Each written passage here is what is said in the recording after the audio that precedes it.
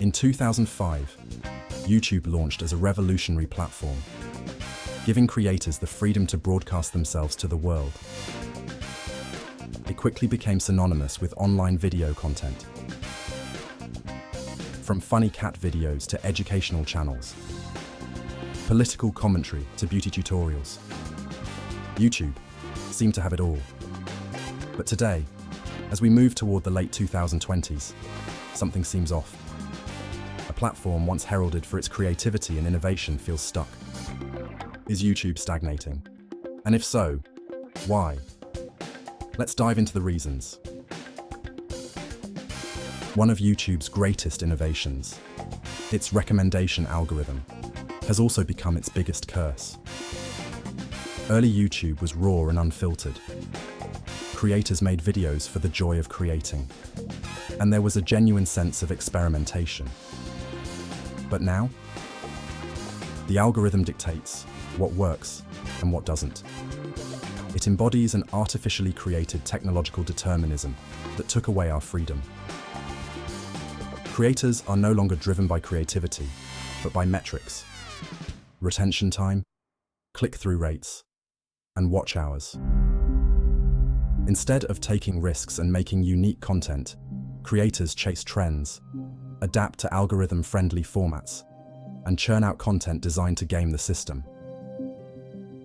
This has led to an oversaturation of similar content. Reaction videos, challenge videos, listicles, and drama-focused channels. Sure, these types of content perform well, but they've led to a lack of diversity in what we see on YouTube. The algorithm prioritizes predictability over originality. Monetization is a double-edged sword.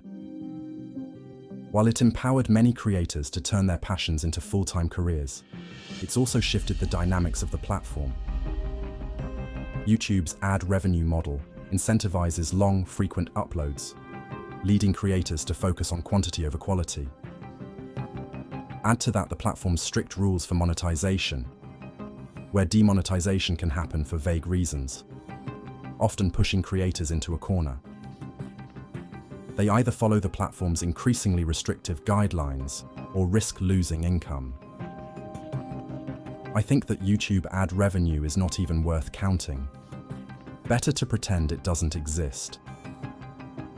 YouTube's system has forced creators to rely heavily on brand deals, merchandise, or Patreon to sustain themselves.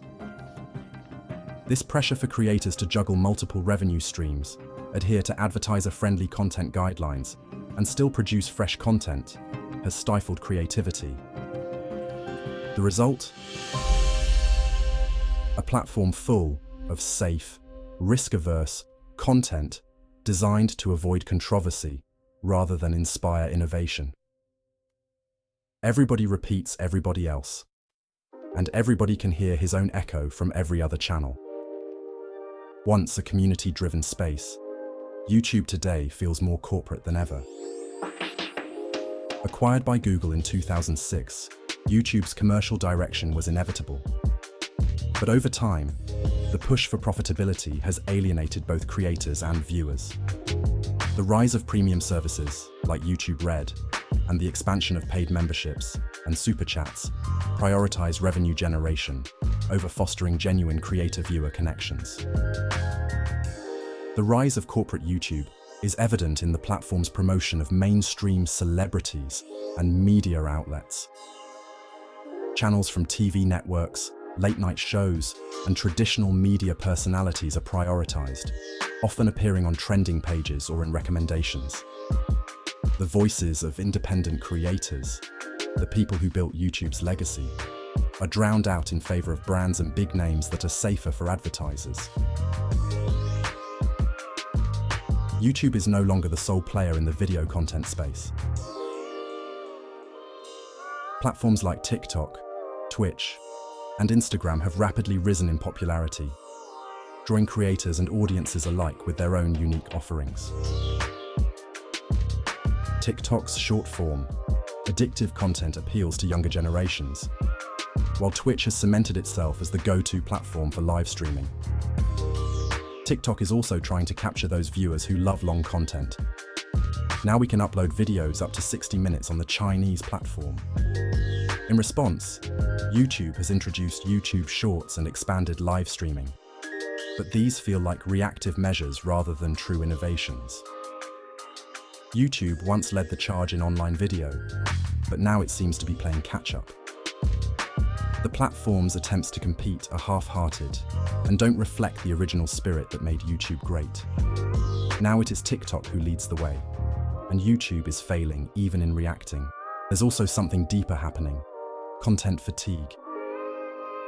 The internet is filled with an overwhelming amount of content, and YouTube is no exception.